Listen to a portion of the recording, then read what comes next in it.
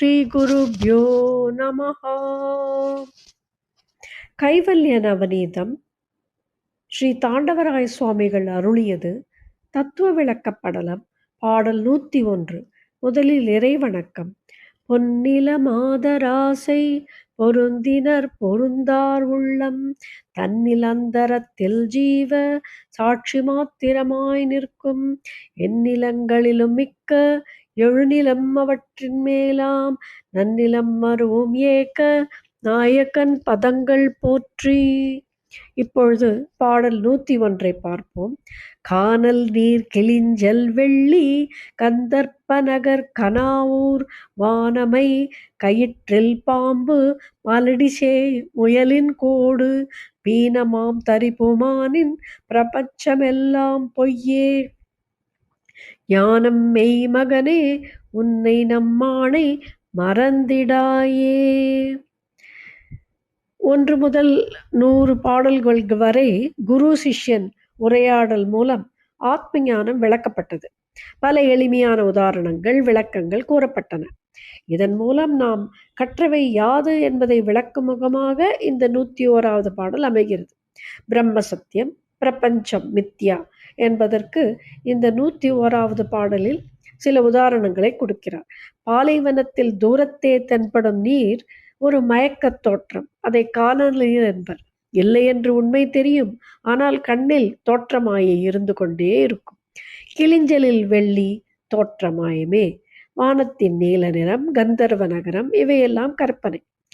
மலடிஷே முயலின் கோடு இவை என்றுமே இல்லாத அசத்தியம்.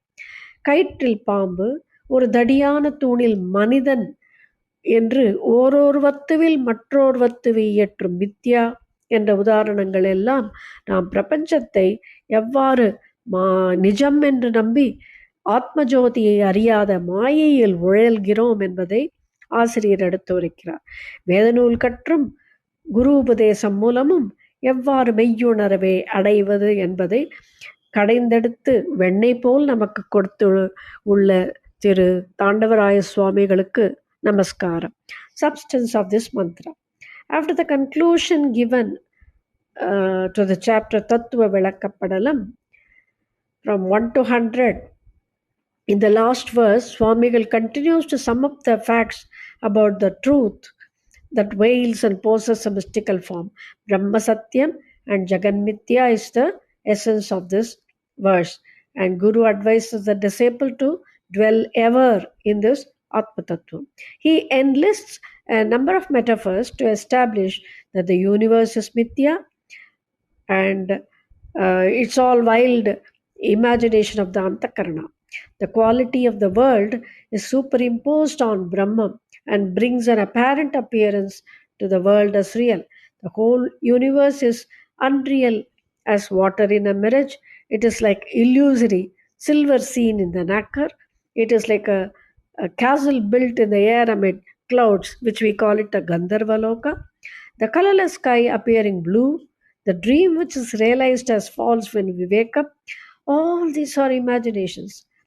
And some are called asatyam, that is the hare with horn and barren woman's child. One always mistakes a rope as a snake in semi-darkness, which is a play of aropam and vikshepam, the truth being superimposed by an imaginatively projected object over the origin. It can never be true. Mistaking the log of the wood in twilight, looking at a distance, posing to be a stout man, is again false. That is called mithya. To sum it up all, these are all classified into 3: Satya, Asatya and Mithya. What is Satya? Brahma Tattvam alone is Satya and Atmanityam. So, because Brahman is eternal and beyond birth and death, beyond origination and termination, and the Kathopanishad chapter 1.3.15 sums it up beautifully. It begins with Ashabdam Asparsham to describe that in English: soundless, touchless, formless, undecaying, tasteless, eternal, scentless, beginningless, endless, beyond Mahat, and which is constant. So this mantra portrays all the gist of what has been spoken about the Satya Brahman. So that wisdom, that jnanam alone is true. He says in the verse 101, jnanam mei magane. So what is so Brahma Satyam is a very clear truth that is eternal. And Asatya, we have seen, the one that can never be seen in this world, like the horn of the hare or the child of the barren woman. And what is Mithya? That concept is also very clear.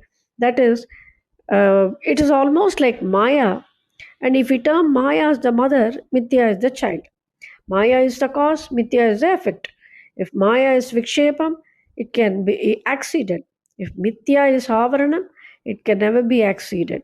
Maya can be made extinct with proper analytical vichara. Mithya, once occupying the mind, it's very difficult to discern unless the ajnana is removed.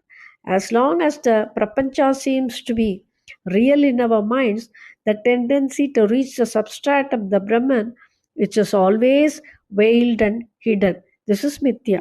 And Maya and Mithya are having umbilical cord connection. So both have to be dealt with simultaneously to get the exposition of truth. To remove avidya, one should have understanding of Vedas and Upanishads through a competent guru. Shravana Manana Nidithyasana, Tatpada Vicharam, then the Nidithyasana, all these are necessary to get the enlightenment, the Kaivalya. So, disciple also finally experiences Aham Brahma Asmi. To conclude, the book makes us understand that pure conscious alone is real. Never one should forget that he, the Jiva, is not different from the Supreme and the absolute consciousness. Satyam Jnanam Anantam. The Jiva always dwells in consciousness and he is Brahma Swarupa. He needs only to realize this and not to, he can never attain or become. He should always ever be that. Shri Gurubhyo Namaha.